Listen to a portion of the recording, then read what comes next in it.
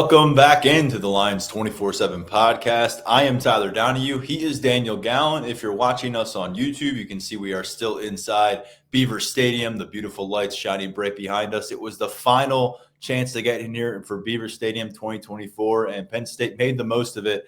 38-10 victory over SMU to open this playoff journey for the Nittany Lions. One win down.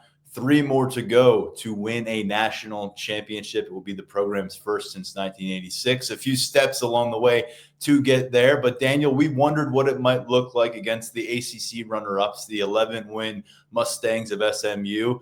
They hadn't really been on this stage before, but, of course, Penn State hadn't quite been on this stage before. Wobbly start offensively. Hell of a start defensively. Ends up being a 28-0 lead at halftime, 38-10 victory, as we said. We'll get into the nuts and bolts of this thing as we move forward. But coming out of it initially, Daniel, what do you make? We both had a 10-point victory predicted for Penn State. They blew it out of the park.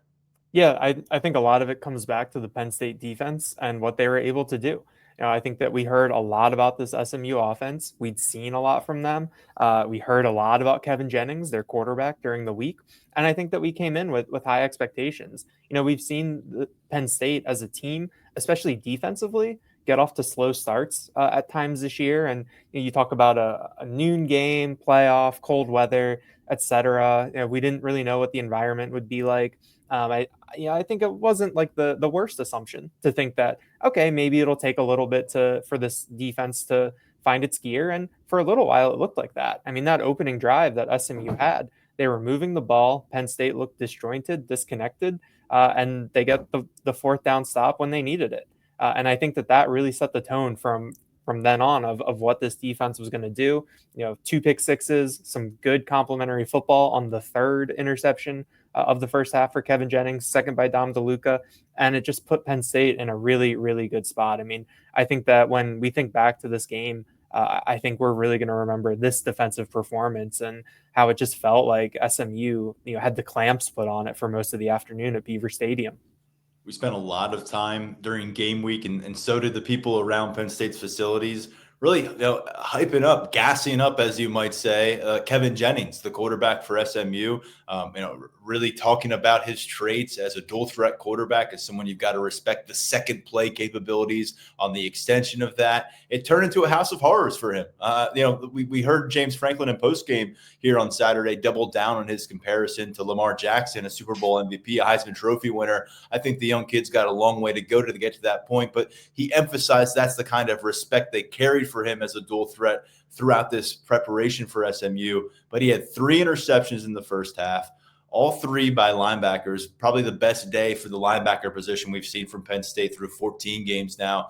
Dom DeLuca comes up with 2 of them, takes one to the house, and then has a moment that really seizes momentum back for Penn State, and they never really relinquished it. When he bats the ball down while he's charging into the backfield, he's able to pull that one down for a second interception. Of course, Tony Rojas had the other pick 6 for Penn State that helped establish a 14-0 lead. But it started with that for me, because we said if SMU is going to come here and make it a 4-quarter contest or pull off an upset victory over Penn State, it's because Kevin Jennings is going to be at this tip of the spearhead. And Rhett Lashley, at the end of this thing, their head coach for the Mustangs, and we could acknowledge this too, it was the defense that really showed up for SMU today.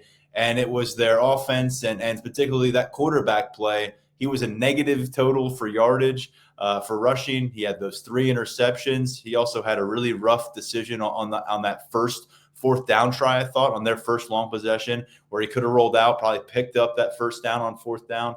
Instead, he throws the ball downfield. He had a wide open tight end, but he put it in the wrong side of him. Zakee Wheatley's able to make a play on the ball, on the body, and ends up being a turnover on down. So you look at it this way, Kevin Jennings felt like he had almost 4 turnovers in the first half because of his decision on that early 4th down. And as I said, it was a nightmarish scenario for a quarterback that a lot of people coming into this matchup viewed as an ascending playmaker in the grand scheme of things for college football. And then you've got to tip your cap to Tom Allen, because Tom Allen was effusive in his praise before this game about what they thought of Jennings, and he shut him down early and throughout until this game was out of hand. You didn't see SMU reach the end zone.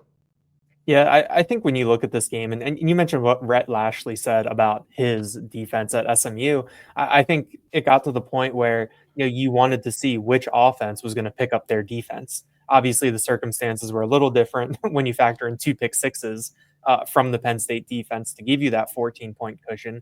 But when you look at what was going on over the course of the game, after DeLuca got that third interception, it's a 14-0 game.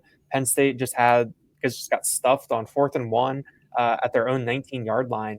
And you've really felt like that you need to do something now because you're on the verge of letting SMU back into this game. I think that we've seen it a lot over the past couple of years with the Penn State defense where they get asked to get one more stop than they're capable of. You think about these Michigan and Ohio State games the past couple of years where there always seems to be a moment where the dam breaks a little bit. And early on, I felt like that Penn State was teetering on the edge of that happening because it just felt like you're gonna go back to the well one too many times. You're gonna ask one too many times, and you're not going to get what you're looking for. And so the offense was able to pick up the defense after that last interception, and once they got up 3 scores, it was kind of like this is over.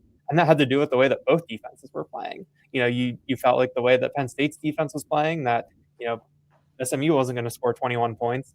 And you felt like with the way that SMU's defense was playing, that it was kind of like, okay, we got our one score to put this one out of reach. So yeah, I don't think a lot of people typecast this as a defensive battle coming in, given how these teams have played recently, what their reputations are. But that was a little unexpected today at Beaver Stadium. SMU had scored at least 28 points in 12 of its 13 games coming into this matchup. They scored at least 33 points in each of the last 5 games, including 31 in the ACC title game against Clemson. Clemson, by the way, bows out of the college football playoff on Saturday, losing to Texas. So the ACC bid farewell to them. But when we look at Penn State's defense, James Franklin said it may have been the most impressive half of defensive football he's seen. He's seen a lot of good defensive football. To respond like that after giving up 45 points to the Oregon Ducks, understanding that you were dealing with a threat, not Dylan Gabriel, but a threat at quarterback, and an up-tempo attack, which gave you a lot of fits in Indianapolis, just a couple weeks ago. This was a really, really big win for Tom Allen. I don't think the people internally are surprised that the defense responded this way and that Tom Allen dialed up this kind of an afternoon. But I think this fan base has been largely waiting to say, okay, he's replaced Manny Diaz and we can wrap our arms around him and call him our own and say he could be the guy here long term.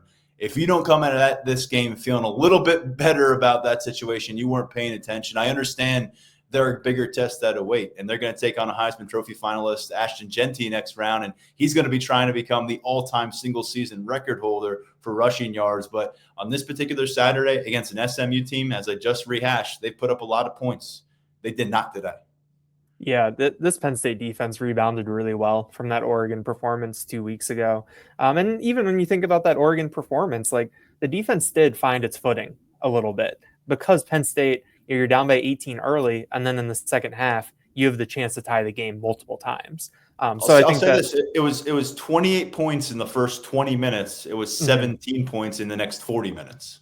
Yeah. So, and I think that that's what we've just seen from Tom Allen and this defense over the course of the year. That maybe it takes them a little bit to find their footing.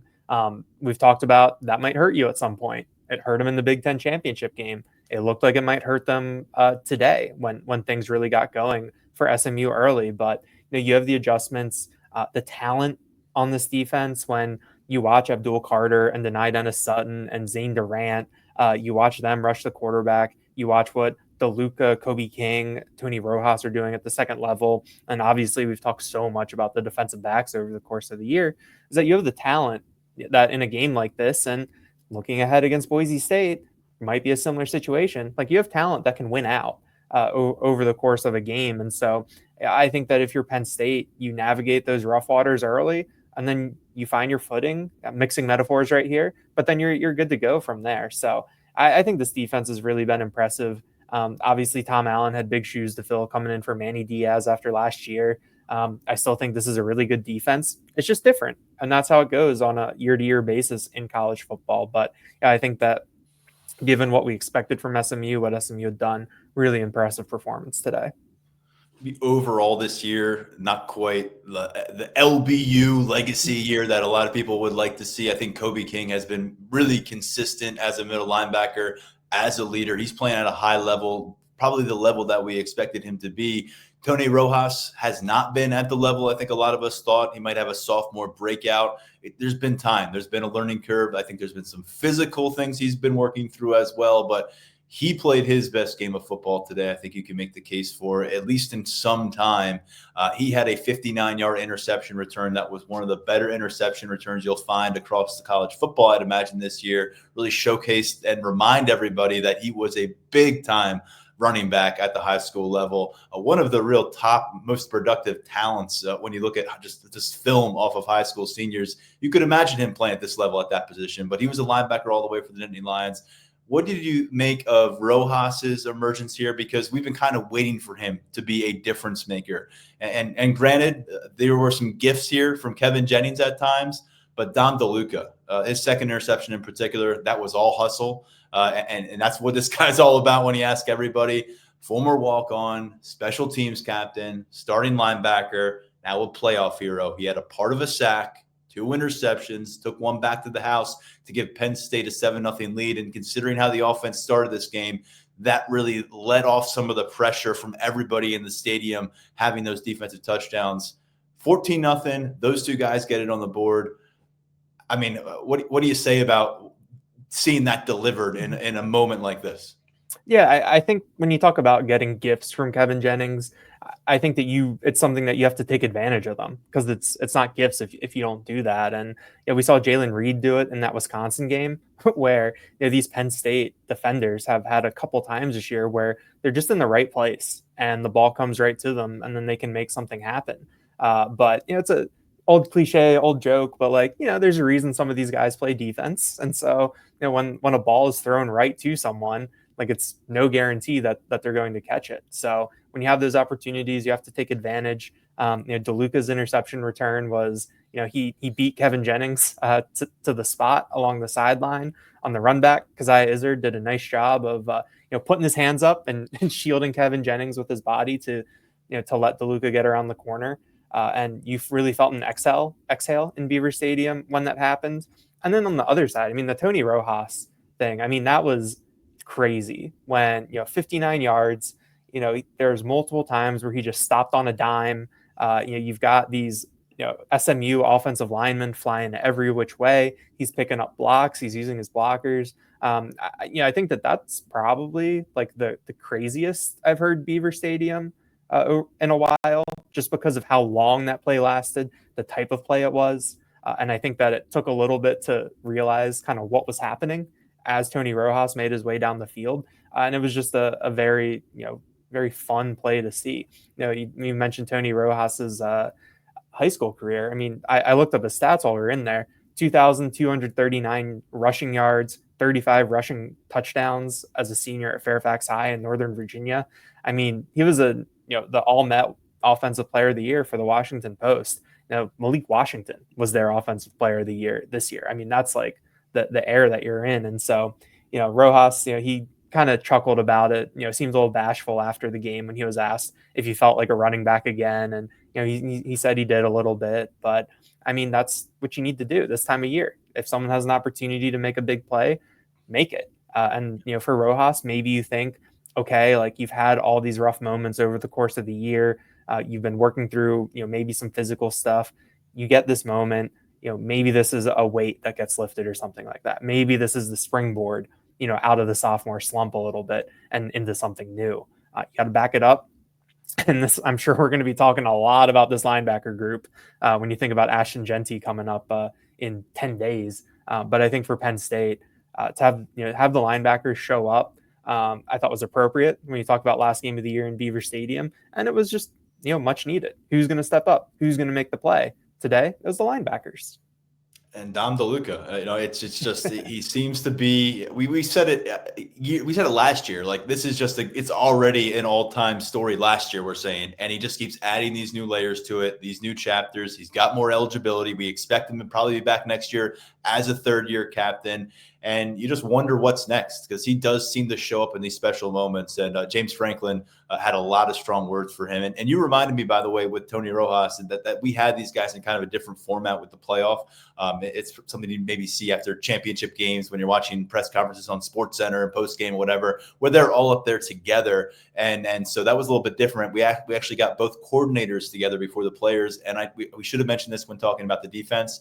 And before we put a button on it, Andy Kotelnicki comes into the room. As usual, he's got something to say from us before we got something to say to him.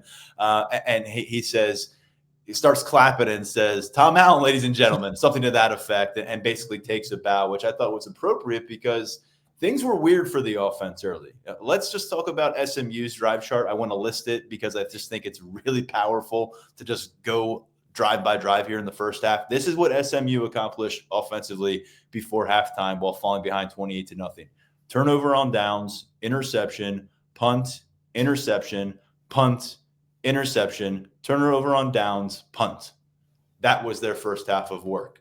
Take a bow, Tom Allen. Good call there, Andy Kotelnicki. And meanwhile, Kotelnicki's going to appreciate that because Penn State had a punt on their first two possessions. Their first drive is a 3-and-out that ends within about a minute and a half. And then they have two very different turnover on downs that we got to analyze here. And it's going to get in kind of the mindset that James Franklin said they wanted to bring into this game.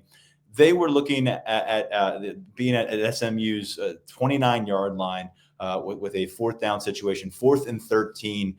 They opted to go for it. And now we weren't down in the field. We didn't quite have a full feel for where the wind was, but we were watching, the flags at the top of the uprights and on the field, the posts. And they weren't all that, they weren't going crazy up there, but clearly the wind was affecting it. And when it's 20 degrees, the ball just comes off the grass differently, and the grass lets you do things differently as a kicker and as a holder. And Penn State elected to go for a 4th and 13 situation versus a 46-yard field goal, which is a range that we've seen Ryan Barker handle in the past.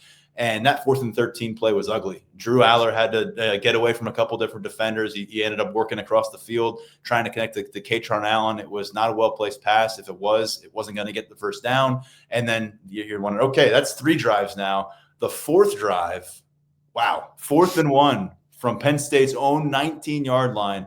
Now, mind you, Penn State's established a lead at this stage, 14-0. They've got some cushion. It feels like SMU is starting to just tread water and trying to keep their mouth above the surface without drowning early. And you give them a lifeline if you don't convert. It's a fumbled snap, which James Franklin pointed out after this game. Drew Aller isn't able to collect it and move forward with enough momentum to get a first down. All of a sudden, SMU has the ball in the red zone, Daniel. And 14-0 doesn't look so bad for them anymore. We know what happens next. Dom DeLuca, interception number 2, and case closed for SMU. That was really all she wrote for the Mustangs. But how do you feel about the way James Franklin described it? Obviously, it's a lot better for James Franklin to be describing these things after a 28-point win than a 2-point loss where we're looking back and analyzing. But it said a lot about Penn State and the approach they plan to take in this first round of the playoff. Yeah, I think to hear from James Franklin afterwards and get a little bit more of a look at his process, I think that was illuminating. That's the thing with any of these decisions. And we had this talk after the 2-point conversion attempt against Oregon, where a lot of these things you have to look at the process that goes into making the decision as opposed to the end result. Because if you reverse engineer everything from that, it's always going to look kind of how you want it to. And so the 4th and 13, that one wasn't asked about after the game. I would have been curious to get James Franklin's answer on that. Some confirmation from the field, just that it wasn't going to work in terms of a field goal. I have to imagine it's something tied to what they tried in pregame and what they figured out in pregame and what they figured, okay, we're not going to try this in the game no matter what. If they're going for it on 4th and 13, Ryan Barker's been pretty reliable.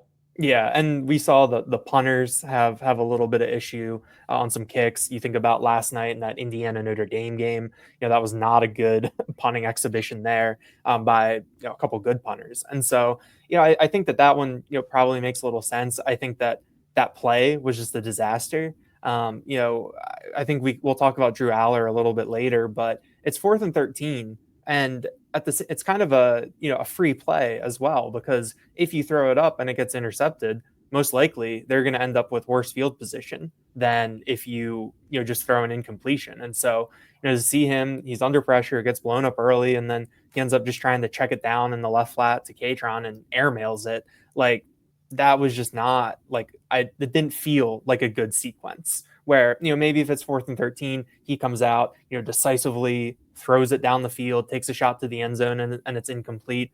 Maybe it feels a little different. Maybe it looks a little different. But that moment, it kind of made me think like, oh, like where's James Franklin's head at? Like where exactly is this team going? I'll admit that I probably wasn't thinking too much about the weather at one point. I tried to move that variable off to the side and not get too caught up in it over the course of the day. The second 4th and 1, I think I kind of like that call. I mean, Drew Aller, 6'5", 235.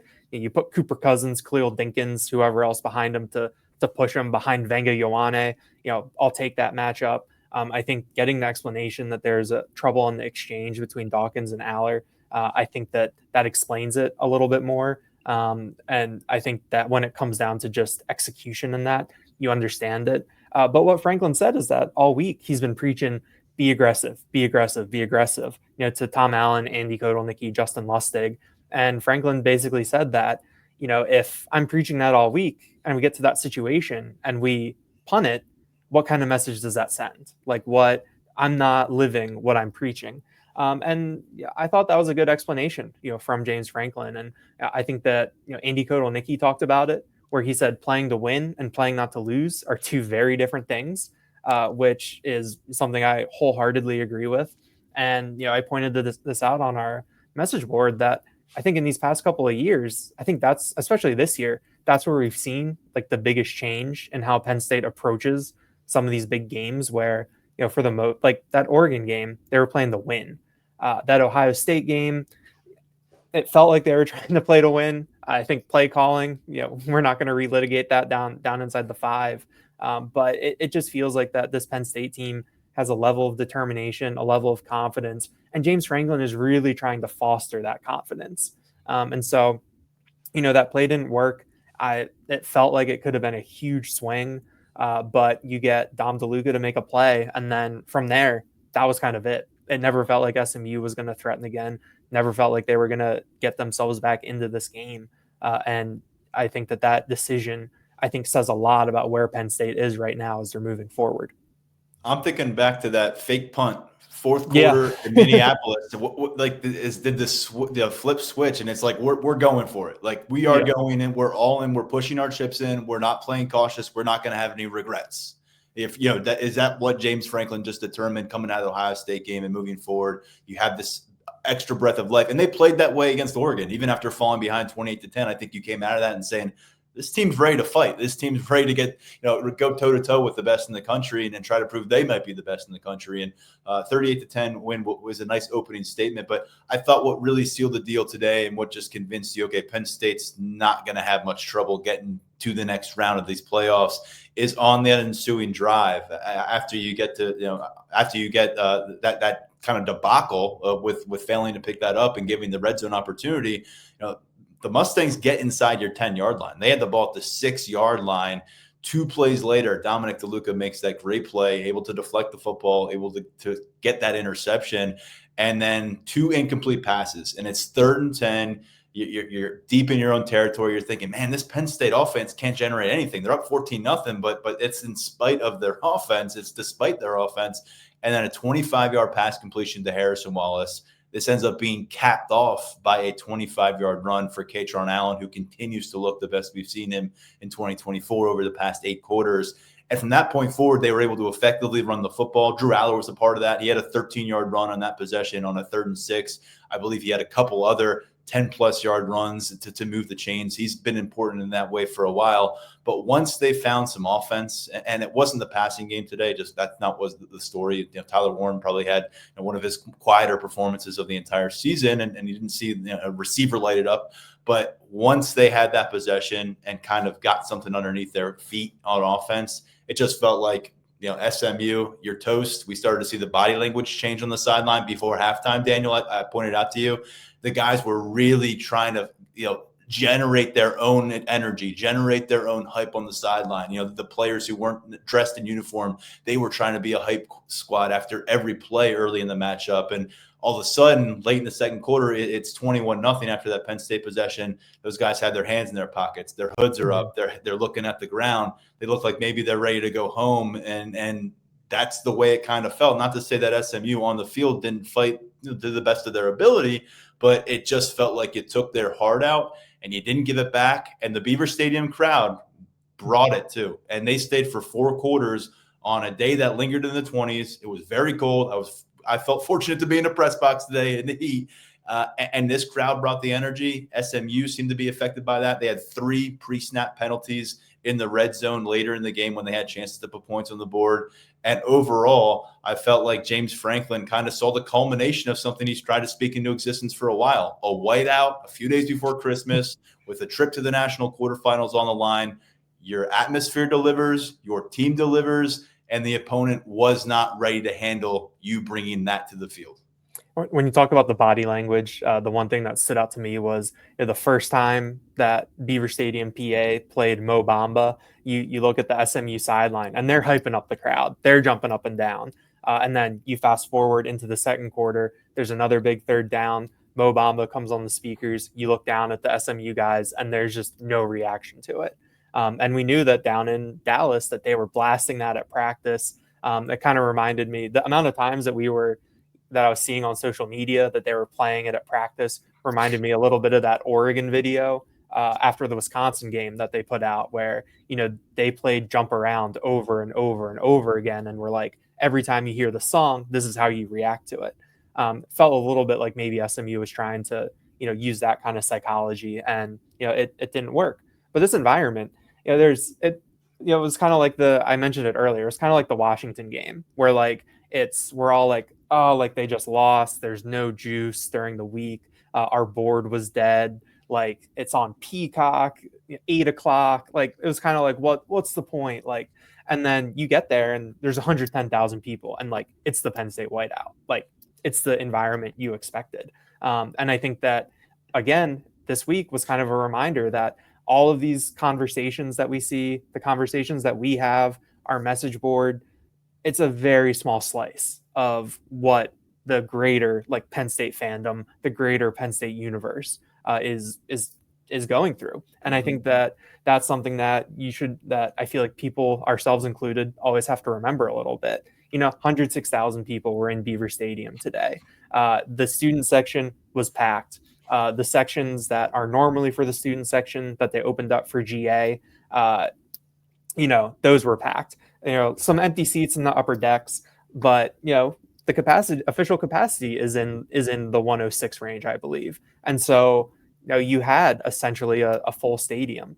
And I think that people talking about there's cheap ticket prices, etc. I mean, I think that you need to divorce yourself from that a little bit. And hey, maybe the fact there were cheap ticket prices meant that some people who were on the fence, weren't sure. Maybe then they decided, oh yeah, I'm going to go to this. This is going to be fun. I think that there's a larger accessibility conversation that should probably be had at some point. And I think it's another thing that we get too caught up in, but this is a classic Beaver Stadium environment. Game production was a little bit different because it was the college football playoff, but it delivered. I mean, it's what you want. It's what you want to see when you come to Beaver Stadium. And this should incentivize. This is all you need. That it's very clear why you would want to host the home playoff game. And isn't this a lot more fun than being in a dome somewhere random where no one has ties to the community? This is why you should want to win every game. This is why you don't want to lose to that 500 team in October to pick up a second loss, because then all of a sudden you're getting on a plane. You're leaving your community. You don't get to bring this to your town. And we know what an economic boost that this can be, one extra weekend in State College. So you and I are not alumni. This is not our alma mater. That's the case for like 90% of the people we share the press box with, and that's just the way it is. But I can tell you, this is season 8 for me, and it's season 4 for you. 4. This place is different. And James Franklin says it a lot. They don't take it for granted. Sometimes we got to remind ourselves too, this is just different. And he said it. It's the 4th largest stadium in the world. Sometimes we forget that too. And we won't be back in here with the folks until the spring game next year, which was announced today as April 26th. So put that on your calendars.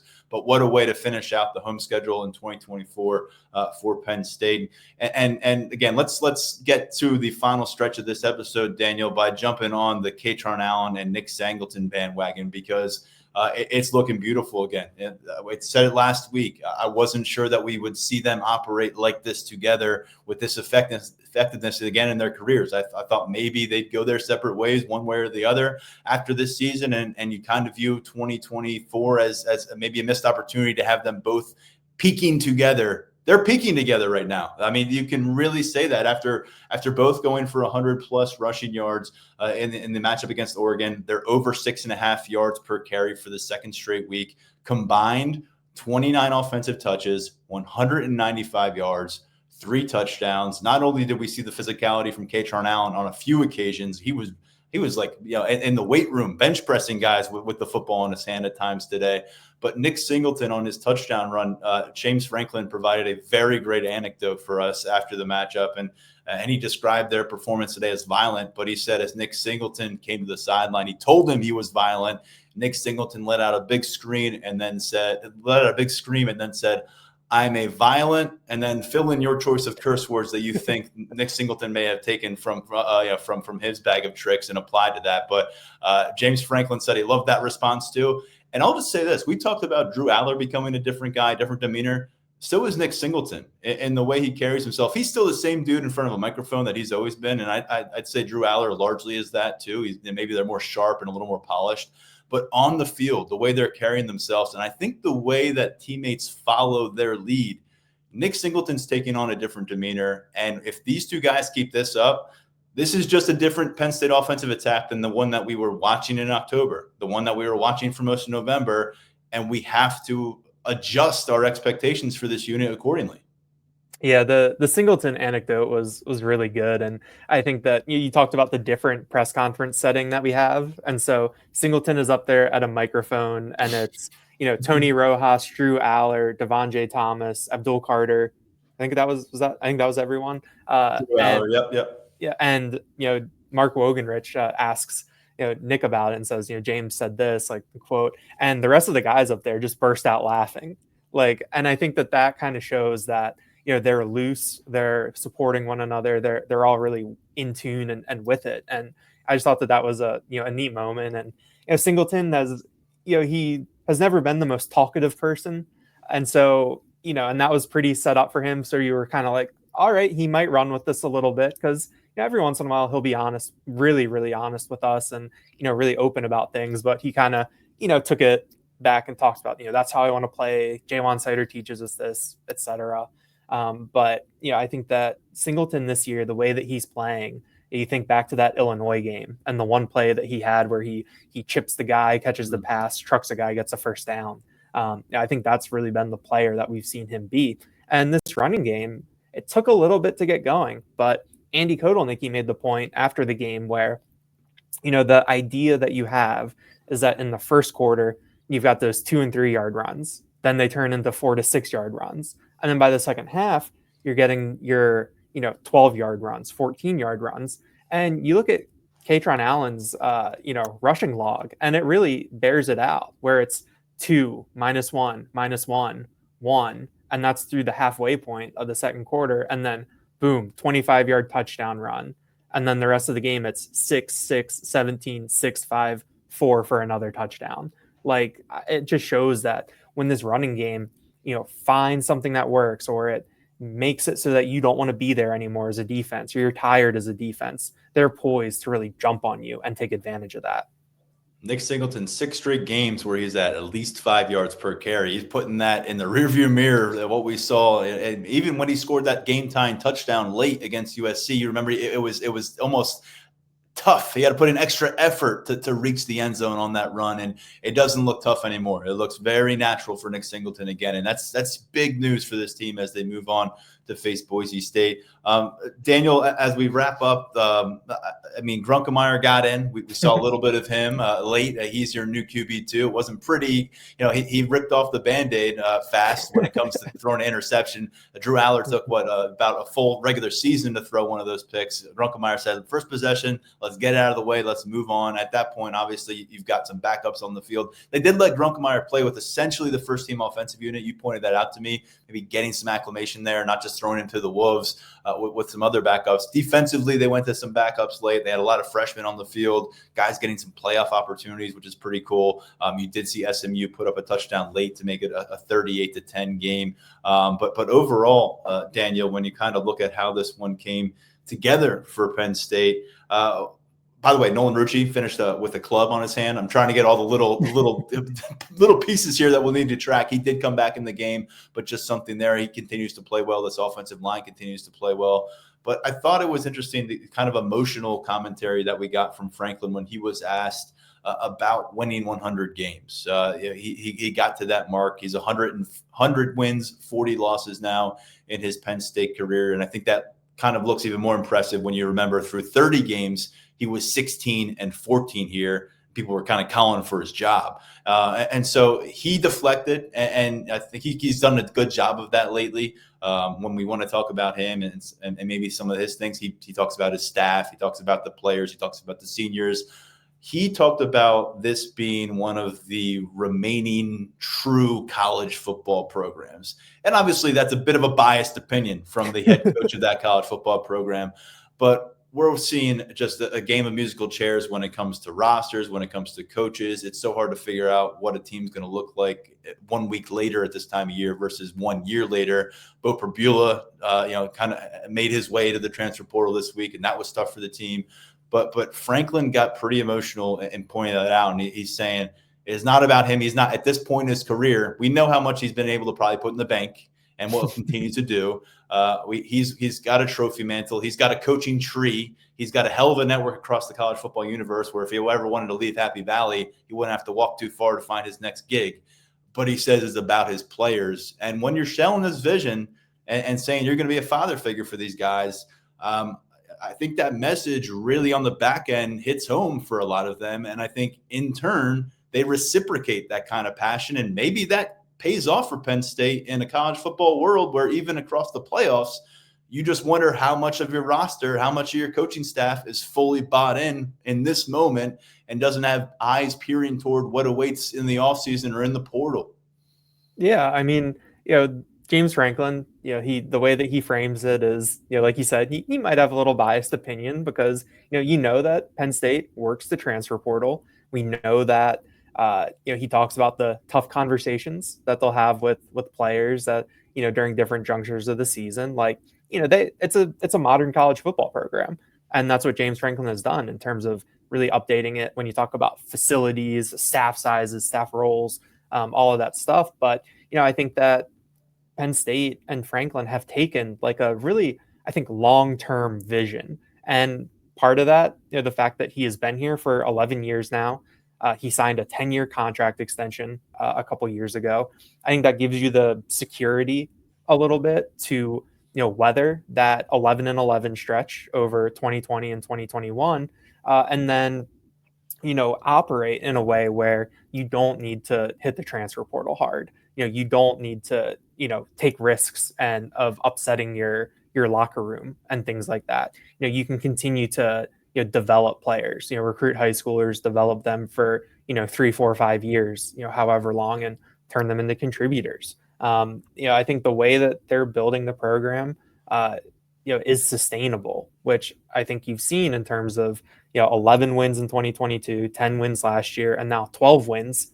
Obviously, you're working with a little bit of a different framework, but it's 12 wins for the fourth time in program history. And the roster retention that bridged those seasons together, the roster retention, everyone points to where's the splashy moves, but isn't it also you're avoiding the splashy exits? Yeah, like you kept your 5-star quarterback when he didn't start for his freshman year. I think that, a lot of that probably has to do with who Drew Aller is, but I think that just shows, how they've been able to retain, keep these guys together who might be appealing options for other schools and things like that. So yeah, it was interesting to hear Franklin talk about it. Really seems like he's stressing the family element of things right now. And I think it's showing through and how these guys are talking about each other, how they're reacting to different things. I just think that, I wrote about it late on Friday, but I think the reaction to Bo Fabula leaving is pretty illuminating into, how these guys balance understanding that this is a business, understanding and knowing how things work with their own emotional feelings. And I think that that's something that goes back to Franklin and how he talks to these guys, how he outlines things for them, and how they respond to him. So, I think that they're in a good spot. I think that there will still be people out there that want to see James Franklin win the big game. Drew Aller was asked after the game, do you see this? Do you count this basically as a big win for Penn State for James Franklin? And Drew Aller said that he doesn't care what we're saying. The only thing that he cares about is what they're saying inside of the Lash building. And I think that mindset that James Franklin has fostered through there, you can have a lot of success with that. Yeah, it was a big statement from Drew, and he just put it out there. I'll just give you the quote. He said, "Quote: I don't care what anybody says about me or my team or my coach. At the end of the day, our process is our process. The only opinions that matter are the ones in the Lash building." And as we've heard, that LTFI lock, again, fill in the blank in mode, and that's the vibe we're getting from this team. Today is December 21st. They are 12-2. They move forward. And if they continue to win, January 20th is the national championship Less than a month away. I brought it up to you, Daniel. We're to the point now. It's late December. We usually always have our mind wrapped around a team. We know this team. This year, we still are learning about them, and we may have another month to learn about them. And it's really unique. And that's individually we're learning about who these guys are, what makes them tick, what they can do, and collectively what this program is becoming. It's kind of an evolving circumstance to be covering. We'll continue to do it at Lions247.com. We'll start to get ready for a New Year's Eve matchup against Boise State. But between now and then, we'll come to you with a few different episodes. We'll get back to you when our next episode is. We've got the holiday week coming. We promise we'll provide more episodes, but you can catch all of our content over at Lions247.com. One of Penn State's top commits was in the building today. A lot of recruiting updates over there, and transfer portal continues to loom over everything as we get to watch some real football. The roster stuff ain't gonna slow down anytime soon. So that's all available. Daniel, anything else to close out with? And one final note. This is our goodbye to the press box as we know it at Beaver Stadium. We said it might be after the Maryland matchup in late November. They're not getting another playoff home game here. So this is it. This press box, probably the moment we walk out this door. I don't know if there's any stragglers left. They'll start taking sledgehammers to this thing. So goodbye to the Beaver Stadium press box. Many have spent longer nights and many more years in it than us, but it's been a good home to us. It's our home for one more podcast. So I wanted to put that on the record. Anything else you want to add before we say goodnight? No, I'm interested to hear what Mark Brennan has to say on Monday. I'm interested in watching back a little bit. I think that we can talk maybe a little bit more about the passing game as we move forward. Yes. But I think that right now, given what we've seen through 3 quarters of the first round games, Tennessee and Ohio State are playing right now. I think that you feel pretty good if you're Penn State. So we'll see. It's going to be fun. Excited to get out to Phoenix and start learning about Boise State. But it's going to be good. And also, happy birthday, Dad! I'll see you in a couple days. Very nice. And we're down to 9 teams left. And by the time you hear this, might only be 8 teams left. You are a fan of one of those teams. Enjoy it, savor it. You still got a national championship, that carrot at the end of the stick as we move our way past Christmas. Daniel, always a pleasure closing up shop in Beaver Stadium for 2024. What a way to do it. For now, I'm Tyler Donahue. He is Daniel Gowan. Catch our coverage at Lions247.com. This has been the Lions 24/7 podcast.